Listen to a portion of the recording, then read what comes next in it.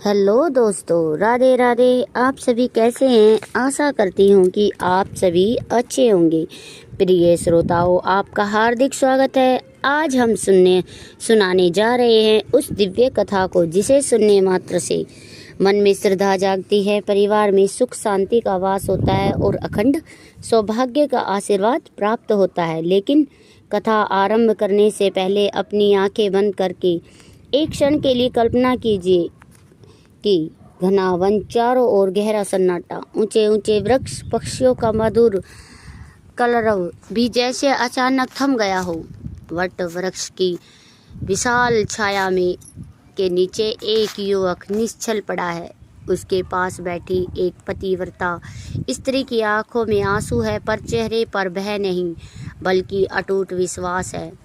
उसी समय आकाश में एक दिव्य प्रकाश प्रकट होता है। धर्मराज यमराज स्वयं उस युवक के प्राण लेने के लिए आते हैं। संसार में आज तक कोई भी यमराज स्वयं उस युवक के प्राण लेने के लिए आते हैं। संसार में आज तक कोई भी मृत्यु को रोक नहीं पाया था, लेकिन उस दिन एक नारी ने न केवल यमराज का पीछा किया बल्कि अपने धैर्य, बुद्धिमत्ता और पतिव्रता धर्म के बल पर अपने पति को पुनः जीवन दान दिला दिया। वह महान पतिव्रता थी माता सावित्री और उसके पति थे सत्यवान। इसी अद्भुत कथा की स्मृति में प्रत्येक वर्ष विवाहित महिलाएं वट सावित्री व्रत रखती है और वट वृक्ष की पूजा करके अपने पति की दीर्घायु तथा परिवार की सुख समृद्धि की कामना करती हैं। आइए अब श्रद्धा और भक्ति के साथ इस पावन कथा का शुभारंभ करते हैं। बहुत समय पहले मध्य प्रदेश में राजा अशुपति नाम के एक धर्मपरायण और न्यायप्रिय राजा राज्य करते थे। उसकी प्रजा उन्हें पिता के मान सम्मान देती थी। उनके राज्य में सुख शांति और समृद्धि का वास था। कोई भूखा नहीं सोता था, कोई अन्याय से पीड़ित नहीं था। राजा अशुपति प्रतिदिन ब्राह्मणों का सम्मान करते, गौ सेवा करते, यज्ञ हवन कराते और भगवान का स्मरण करते थे। उनकी रानी भी अत्यंत धर्मनिष्ठ और सद्गुणों से युक्त थी, लेकिन इतना वैभव होने पर भी राजा और रानी के कोई संतान न थी। जीवन में एक गहरा दुख था। विवाह के कई वर्षों बाद भी उन्हें संतान प्राप्त नहीं हुई थी। दिन बीतते गए, वर्ष बीतते गए, पर महल में किसी बालक की किलकारी नहीं गूंजी। राजा जब भी अपने राज्य में बच्चों को खेलते हुए देखते, उनका हृदय भर आता। वे मन ही मन भगवान से प्रार्थना करते, हे प्रभु, यदि मुझसे कोई भूल हुई हो तो मुझे क्षमा करे, पर मुझे संतान का सुख अवश्य दे। एक दिन राजा ने निश्चय किया कि अब वे केवल भगवान की शरण लेंगे। उन्होंने राजसी सुख सुविधाओं का त्याग किया और कठोर तपस्या आरंभ कर दी। प्रतिदिन वे श्रद्धापूर्वक माता सावित्री की उपासना करने लगे। वे हजारों बार देवी के मंत्र का जप करते, उपवास रखते और पूर्ण विश्वास के साथ देवी से संतान का वरदान मांगते। यह तपस्या एक दो दिन नहीं बल्कि वर्षों तक चलती रही। राजा का शरीर कमजोर होने लगा, लेकिन उनकी श्रद्धा और विश्वास कभी कमजोर नहीं पड़ा। देवता भी उनकी भक्ति देखकर आश्चर्यचकित थे। एक दिन उनकी कठिन तपस्या से प्रसन्न होकर माता सावित्री देवी प्रकाश के साथ प्रकट हुई। उनके मुख से करुणा बरस रही थी। राजा अशुपति ने तुरंत भूमि पर दंडवत प्रणाम किया और हाथ जोड़कर बोले, हे जगत जननी, यदि आप मुझ पर प्रसन्न हो तो केवल एक वरदान चाहिए। मेरे घर में संतान का जन्म हो ताकि मेरा वंश आगे बढ़ सके। माता सावित्री मुस्कुराई और बोली, राजन, तुम्हारी तपस्या, श्रद्धा और धैर्य से मैं अत्यंत प्रसन्न हूँ। शीघ्र ही तुम्हारे घर में एक तेजस्विनी, गुणवान और दिव्य कन्या का जन्म होगा। वह केवल तुम्हारे कुल का ही नहीं बल्कि समस्त संसार का गौरव बनेगी।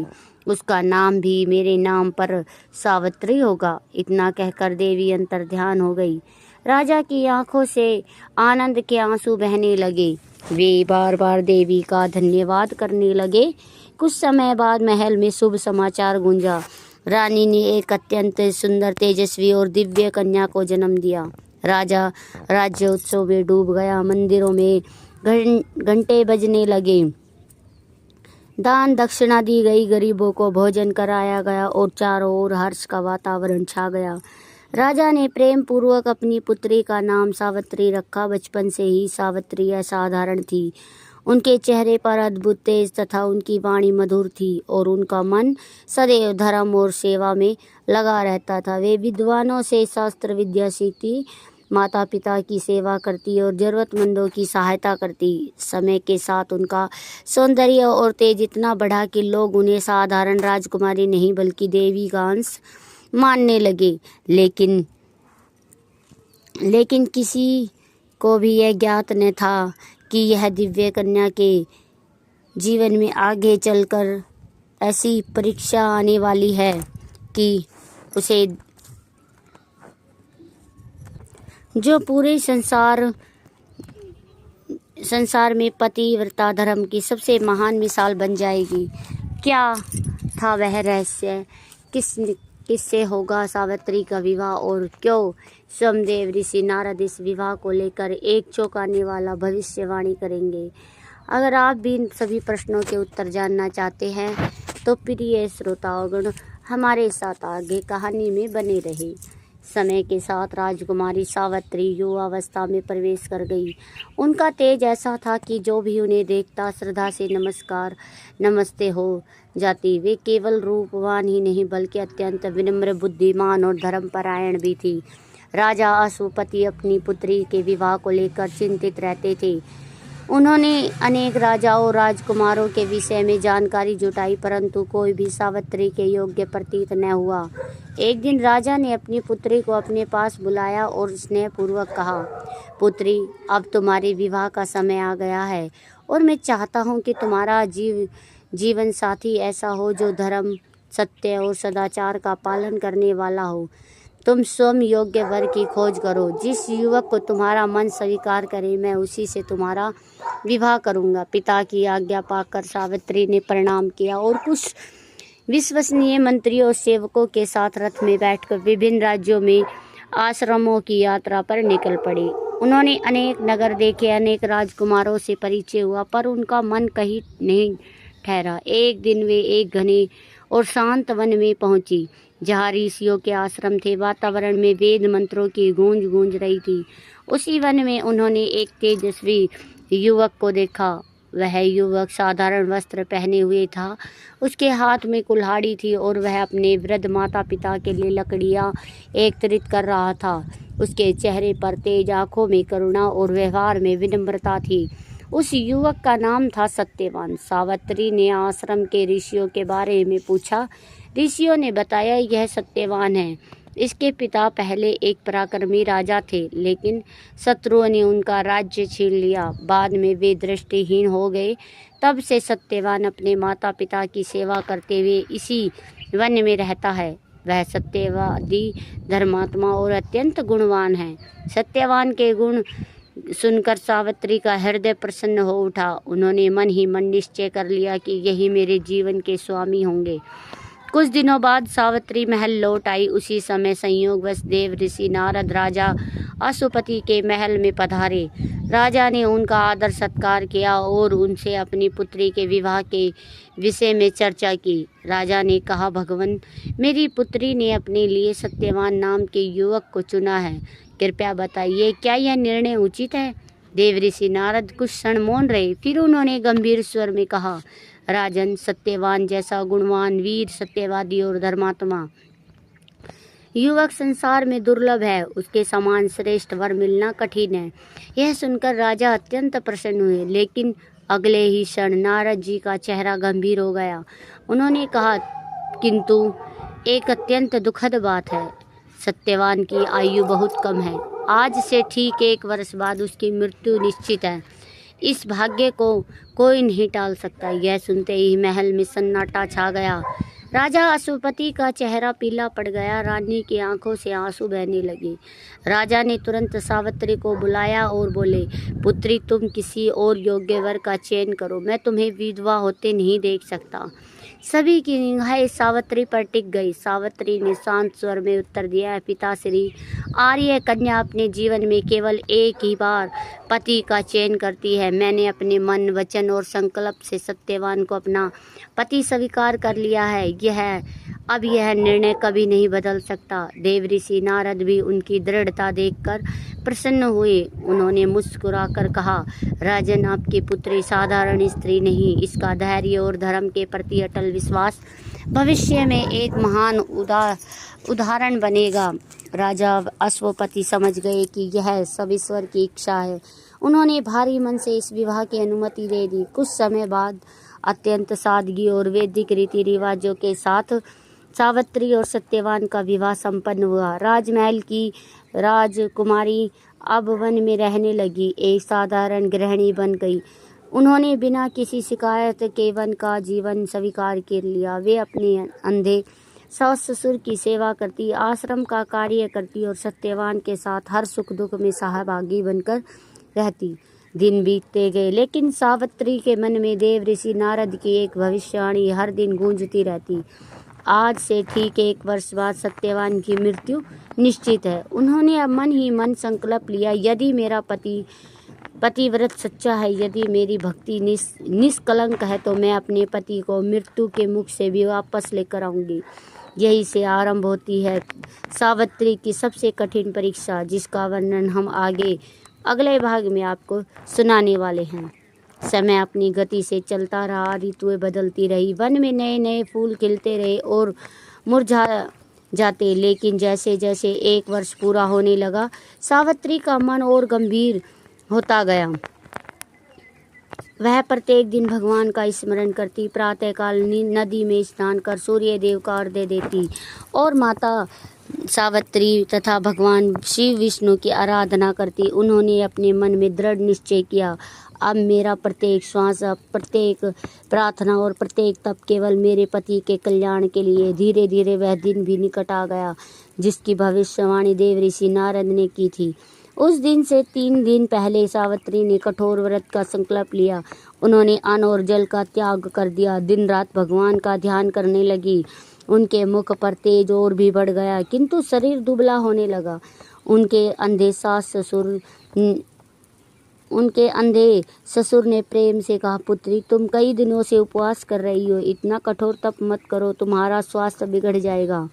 सावित्री ने विनम्रता से उत्तर दिया, पिताश्री, यह मेरा संकल्प है, जब तक यह व्रत पूर्ण नहीं होगा मैं इसे नहीं छोड़ूंगी। भगवान अवश्य हमारी रक्षा करेंगे।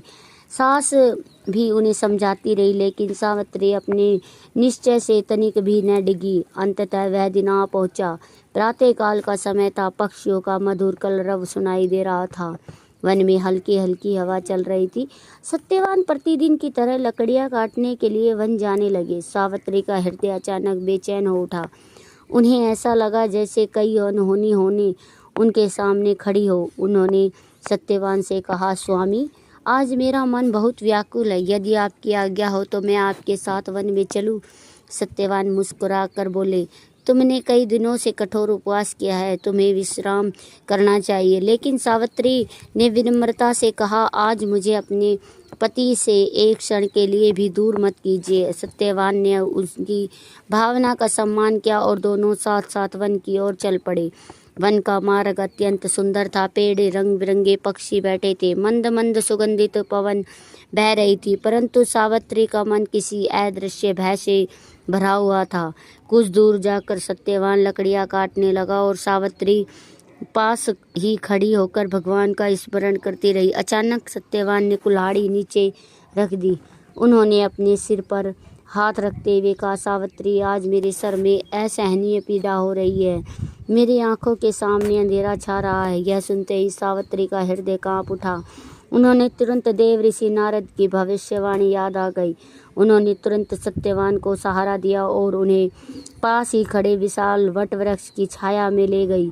सत्यवान ने अपना सिर सावित्री की गोद में रख दिया। सावित्री उनके माथे पर हाथ फेरते हुए भगवान से प्रार्थना करने लगी, हे प्रभु, यदि मैंने सच्चे मन से अपने पति की सेवा की है, यदि मेरा पतिव्रत निष्कलंक है, तो मेरे स्वामी की रक्षा कीजिए। कुछ क्षणों में सत्यवान का शरीर बिल्कुल शांत हो गया। वन का वातावरण भी जैसे एकदम स्थिर हो गया हो। पक्षियों का कलरव रुक गया, हवा भी थम सी गई। उसी समय सावित्री ने देखा कि सामने से एक अद्भुत दिव्य पुरुष प्रकट हो रहे हैं। उनका वर्ण श्याम था, शरीर से तेज निकल रहा था, हाथ में पास था। उनका वाहन समीप खड़ा था। सावित्री समझ गई ये स्वयं धर्मराज यम हैं, जो सत्यवान के प्राण लेने आए हैं। यमराज ने अपने दिव्य पास से सावित्री के सत्यवान के सूक्ष्म प्राणों को निकाल कर और दक्षिण दिशा की ओर चल पड़े। लेकिन आगे जो होने वाला था उसने तीनों लोगों को आश्चर्यचकित कर दिया। एक पतिव्रता नारी ने निडर होकर स्वयं यमराज का अनुसरण करने का निर्णय लिया। क्या यमराज सावित्री को रोक पाएंगे? क्या सावित्री अपने पति को मृत्यु के मुख से वापस ला सकेगी? अगर आप भी जानना चाहते हैं इन्हीं प्रश्नों के उत्तर, तो हमारी कहानी को अंत तक जरूर सुनिए। यमराज कुछ दूर चले तो उन्होंने पीछे मुड़कर देखा। सावित्री शांत भाव से उनके पीछे चली आ रही थी। यमराज ने गंभीर स्वर में कहा, देवी, अब तुम लौट जाओ। तुम्हारा कर्तव्य अपने पति के शरीर के पास रहना है। जो जन्म लेता है उसकी मृत्यु निश्चित है। यह सृष्टि का अटल नियम है। सावित्री ने हाथ जोड़कर अत्यंत विनम्रता से कहा, हे धर्मराज, जहाँ तक मेरे पति जाएंगे वहाँ तक उनका साथ देना ही मेरा धर्म है। पति के बिना मेरा जीवन अधूरा है। धर्म का पालन करना ही मेरे लिए सबसे बड़ा कर्तव्य है। सावित्री के मधुर सत्य और धर्म युक्त वचन सुनकर यमराज प्रसन्न हुए। उन्होंने कहा, तुम्हारी वाणी ने मेरा हृदय प्रसन्न कर दिया है। सत्यवान के जीवन को छोड़कर कोई एक वर मांग लो। सावित्री ने तुरंत कहा, हे धर्मराज, मेरे अंधे सास ससुर की दृष्टि लौट आए और उन्हें उनका खोया हुआ राज्य पुनः लौटा दो। यमराज, तथास्तु, ऐसा ही होगा। अब तुम लौट जाओ। लेकिन सावित्री फिर भी उनके पीछे चलती रही। कुछ दूर जाकर यमराज ने फिर समझाया, देवी, अब अधिक दूर मत जाओ। यह मार्ग मनुष्य के लिए नहीं है। सावित्री ने उत्तर दिया, सज्जनों का साथ कभी व्यर्थ नहीं जाता। धर्मात्माओं के साथ चलना ही पुण्य है। आपके चरणों के पीछे चलना भी मेरे लिए सौभाग्य की बात है। यमराज उनकी बुद्धिमत्ता और विनम्रता से अत्यंत प्रसन्न हुए। उन्होंने दूसरा वर देने का निश्चय किया। सत्यवान के जीवन को छोड़कर दूसरा वर मांगो। सावित्री बोली, मेरे पिता राजा अशुपति को 100 पराक्रमी पुत्र प्राप्त हो, ताकि उनका वंश सदा फलता फूलता रहे। यमराज ने कहा, तथास्तु, तुम्हारे पिता को योग्य पुत्रों का सुख अवश्य प्राप्त होगा। फिर भी सावित्री उनके पीछे चलती रही। अब यमराज समझ गए कि यह कोई साधारण स्त्री नहीं बल्कि महान पतिव्रता है। उन्होंने तीसरी बार कहा, देवी, मैं तुमसे अत्यंत प्रसन्न हूँ। एक बार और वर मांगो, परंतु सत्यवान का जीवन मत मांगना। सावित्री ने अत्यंत बुद्धिमानी से कहा, हे धर्मराज, मुझे यह वर दीजिए कि मैं सत्यवान की धर्मपत्नी होकर 100 तेजस्वी पुत्र के बाद माता बनूंगी। यमराज बिना विचार किए बोले, तथास्तु, तुम्हें 100 पुत्रों का सुख प्राप्त होगा। इतना कहते ही वे आगे बढ़ने लगे, लेकिन अगले ही क्षण उन्हें अपनी ही बात पर स्मरण हुआ। वे रुक गए। उन्होंने सोचा, यदि सावित्री को सत्यवान से 100 पुत्र होने का वरदान दिया है तो सत्यवान का जीवित होना आवश्यक है। बिना पति के यह वरदान कैसे पूर्ण होगा? यमराज सावित्री की बुद्धिमत्ता, पतिव्रत और अटल निष्ठा से अत्यंत प्रसन्न हो गए। उन्होंने मुस्कुराकर कहा, देवी सावित्री, आज तुम्हारे सतीत्व ने मुझे भी परास्त कर दिया। संसार में ऐसी पतिव्रता स्त्री दुर्लभ है। मैं सत्यवान के प्राण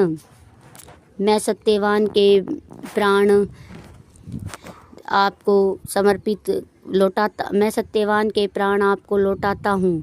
वह दीर्घायु होगा और तुम दोनों धर्मपूर्वक सुखी जीवन व्यतीत करोगे। इतना कहकर यमराज ने सत्यवान के प्राण मुक्त कर दिए और अपने लोक लौट चले गए। उधर वट वृक्ष की छाया में सत्यवान धीरे धीरे अपनी आंखें खोली। उन्होंने निश्चय आश्चर्य से कहा, सावित्री, मुझे ऐसा लगा जैसे मैं गहरी नींद में था।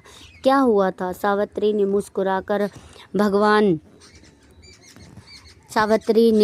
मुस्कुराकर कहा, मुस्कुराकर भगवान को प्रणाम किया और बोली, स्वामी प्रभु की कृपा से सब शुभ हो गया है, आइए अब माता पिता के पास चले। दोनों आश्रम पहुँचे तो देखा उनके अंधे पिता की आंखों की ज्योति लौट आई और शीघ्र ही उन्हें अपना खोया हुआ राज्य भी वापस मिल गया। उधर राजा अश्वपति भी योग्य पुत्रों की प्राप्ति हुई। इस प्रकार धर्मराज ने सभी वरदान सत्य सिद्ध हुए। तभी से यह मान्यता है कि जो विवाहित स्त्री श्रद्धा विश्वास और नियम पूर्वक वट सावित्री व्रत का व्रत करती है, वट वृक्ष की पूजा करती है, इस पवित्र कथा को सुनती या सुनाती है, उसे अखंड सौभाग्य, पति की दीर्घ आयु, परिवार में सुख समृद्धि और भगवान की विशेष कृपा प्राप्त होती है। हे माता सावित्री, जैसे आपने अपने सतीत्व धर्म और भक्ति से अपने परिवार का कल्याण किया, वैसे ही हम सभी पर अपनी कृपा बनाए रखे, हमारे ऊपर अपनी दया दृष्टि बनाए रखे। अगर दोस्तों आपको भी यह कथा अच्छी लगी हो तो प्लीज़ कथा को लाइक करें, शेयर करें और सब्सक्राइब करना न भूलें। फिर मिलते हैं एक नई कथा के साथ, तब तक के लिए राधे राधे।